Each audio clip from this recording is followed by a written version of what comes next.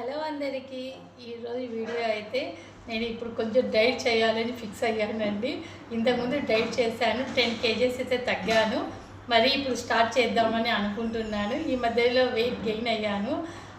నాకే తెలుస్తుంది బాగా లావ్ అవుతున్నాను అనేసి. అందుకే కొంచెం డైట్ అయితే ఒక 2 days నుంచి పాటిస్తున్నాను. ఎంతవరకు తీసుకెళ్తానో తెలియదు డైట్ని అయితే.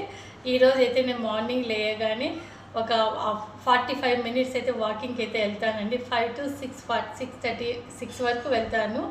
1 hour అనుకోండి మ్యాక్సిమం.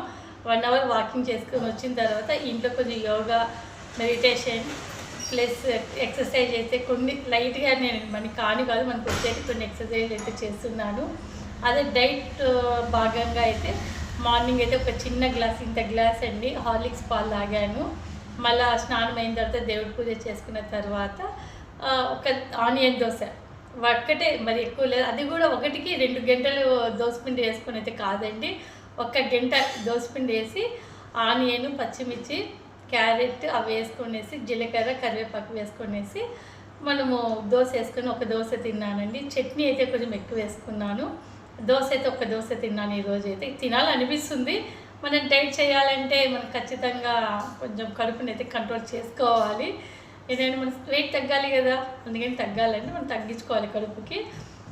దోశ అయితే తినేసాను. తిన్న తర్వాత 11:30 ఆ టైంలో మళ్ళీ ఒక గ్లాస్ మజ్జిగ అండి. ఈరోజు అయితే బటర్ మిల్క్ ఉందండి, పెరుగు బాగుంది, ఫ్రెష్ పెరుగు రాత్రి తోడేసాను. నాకు పుల్లగా ఉందంటే పెరుగు తాగలేను, అందుకని చూస్తే చాలా బాగుంది. తీసుకొనేసి ఒక గ్లాస్ పెరుగు తిరగొట్టుకొనేసి తాగుతున్నాను.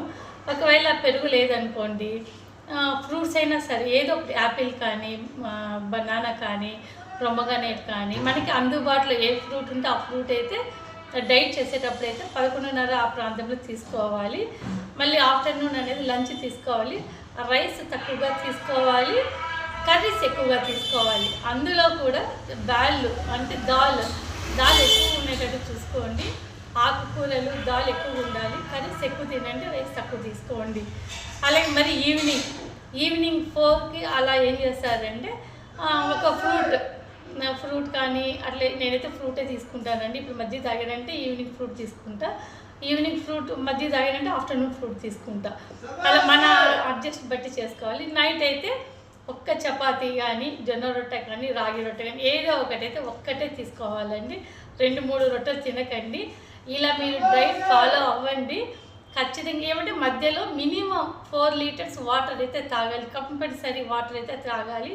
మీ అందరికీ నా వీడియో నచ్చినట్లయితే లైక్ చేయండి, షేర్ చేయండి, సబ్స్క్రైబ్ చేయడం మాత్రం మర్చిపోకండి.